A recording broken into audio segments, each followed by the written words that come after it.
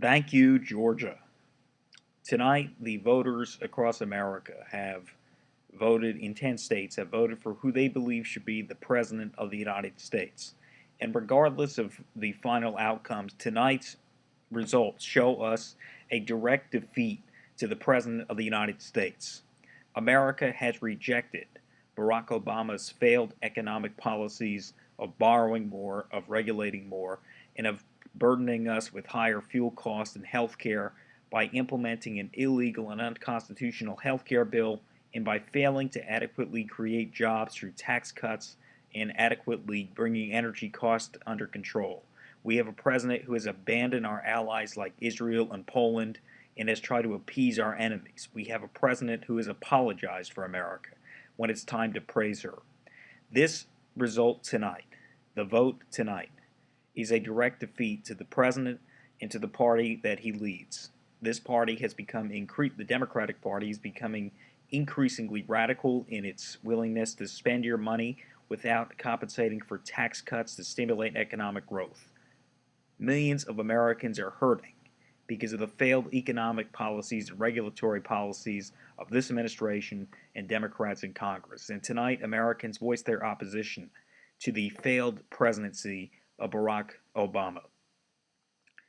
We must congratulate Governor Mitt Romney on his victories across the country tonight. Governor Romney's worked hard. He's a good man. He is somebody who has a track record of accomplishment. He deserves our respect, and we congratulate him for that. But tonight represents a vision for America. The vision is very clear.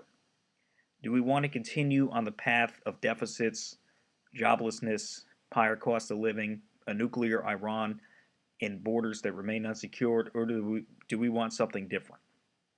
Newt Gingrich offers us a vast departure from the failed Obama policies, more so than the other candidates. Speaker Gingrich offers Americans a chance to rebuild the America we love. Lower taxes, less spending, more jobs, a strong national defense, and respect for the 10th Amendment and for states' rights. These are issues that matter, and these are the issues that we are going to run on, in addition to others, for conservative reform. Newt Gingrich is the consistent conservative in this race, and we have a reformer who's running for president, and his name is Newt Gingrich. And he will continue to make a comeback throughout the South and later on go elsewhere and challenge Mitt Romney. Truth is that Rick Santorum has been exposed.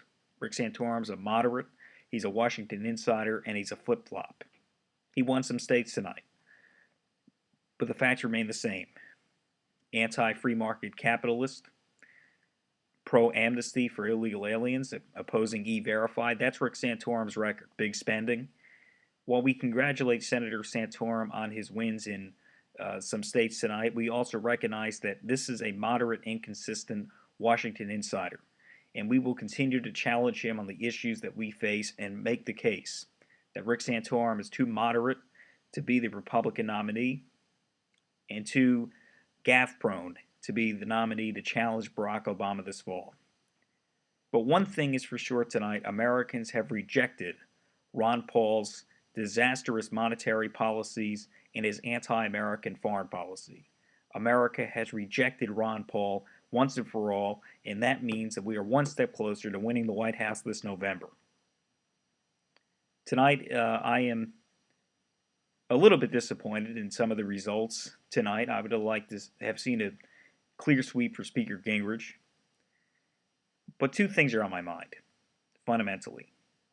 I think you're going to see a race that is about issues from this point on.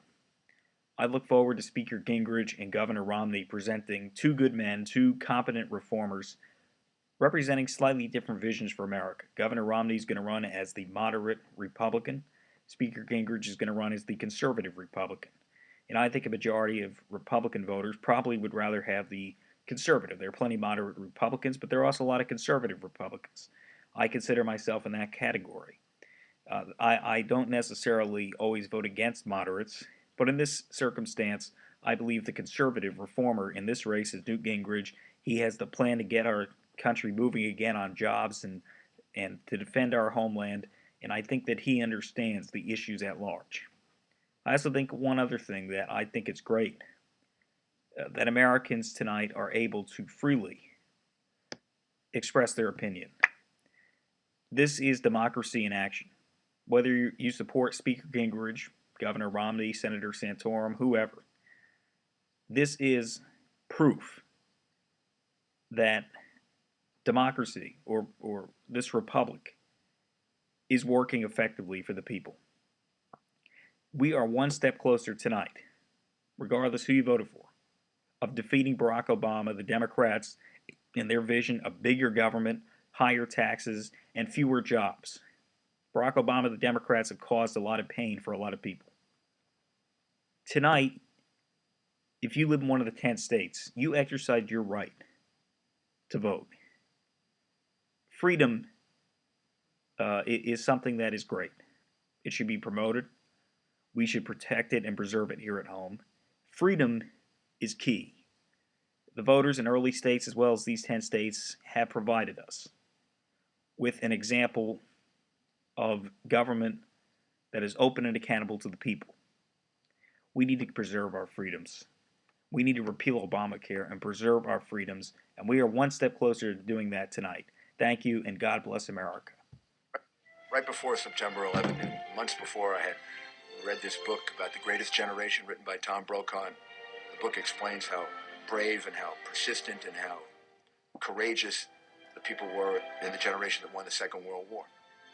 And during the day of September 11th, living through the things that I saw and observed, immediately when I saw people helping each other, I saw the picture of the firefighters putting the flag up, I said, these are the children, the grandchildren, and the great-grandchildren of the greatest generation. They have the same resolve, the same understanding. When you challenge Americans, there's no country that stands up stronger and better than the United States of America. When you try to take something away from us like freedom, my goodness, Americans are going to be one in resisting it. So the Islamic terrorists would make a terrible mistake if they confuse our democracy for weakness. Our democracy means we disagree with each other. But when you come and try to take away from us our freedom, when you try to come here and kill our people, we're one, we're going to stand up to you, and we're going to prevail. I'm Rudy Giuliani, and I approved this message.